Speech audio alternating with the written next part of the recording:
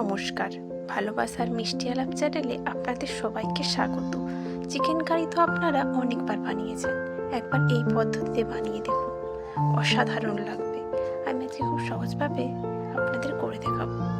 চিকেনের মধ্যে নুন, হলুদ ও লেবু দিয়ে ম্যারিনেট করে রাখবো।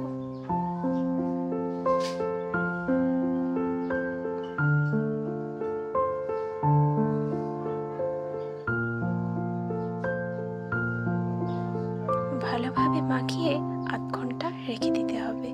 এদিকে কড়ার মধ্যে সাদা তেল দিয়ে দিলাম। সাদা তেল গরম হয়ে গেলে কেটে রাখা আলু তেলের মধ্যে দিয়ে দেব।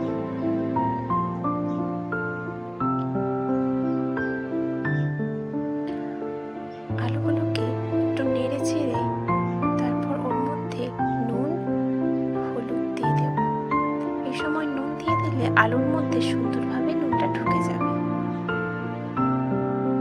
আলুগুলোকে খুব ভালোভাবে ভাজা করে নিতে হবে, লাল লাল করে। আমার লাল লাল করে ভাজা হয়ে গেছে, আলুগুলোকে আমি তুলে রাখলাম। তারপর ওই তেলেই আর কিছুটা তেল অ্যাড করলাম।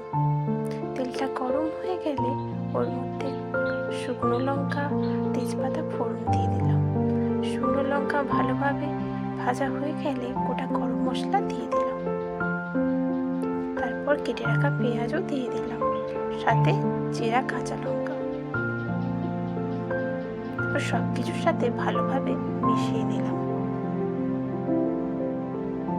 মেশানো হয়ে গেলে 1 চামচ চিনি দিয়ে দিলাম। এতে রংটাও ভালো হবে, স্বাদটাও ভালো আসবে। তারপর রসুন বাটা দিয়ে আবার ভালোভাবে সব কিছুর সাথে মিশিয়ে নিলাম। রসুনটা ভাজা ভাজা হয়ে গেলে ওর মধ্যে কেটে রাখা টমেটো দিয়ে দিতে হবে। এই সময় আমি লবণ দিয়ে দিলাম। এই টমেটোগুলো তাড়াতাড়ি গলে যাবে।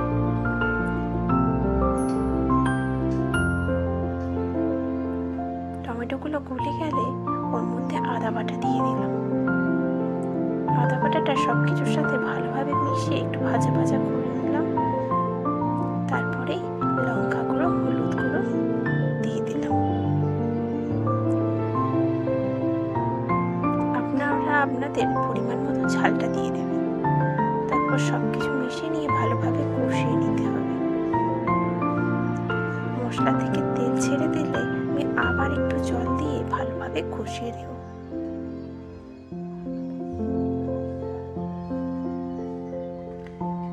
তারপর 1 চামচ ধনে গুঁড়ো দিয়ে দিলাম, দিয়ে সব ভালোভাবে মিশিয়ে নিলাম।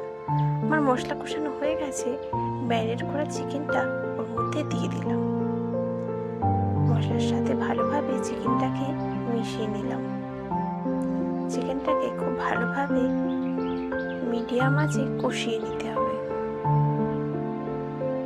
চিকেন থেকে তেল ছেড়ে দিয়েছে, আমার চিকেন কষানো হয়ে গেছে।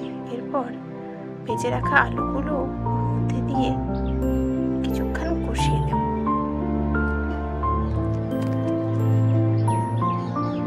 কষানো হয়ে গেলে গরম জল অ্যাড করে দিলাম।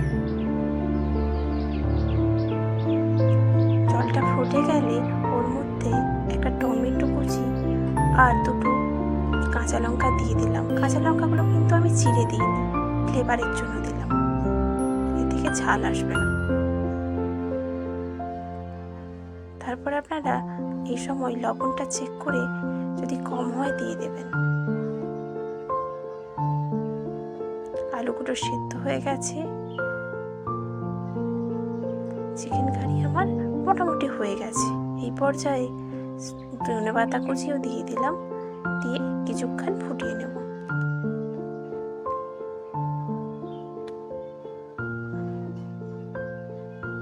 চিকেন কারি আমার একদম রেডি।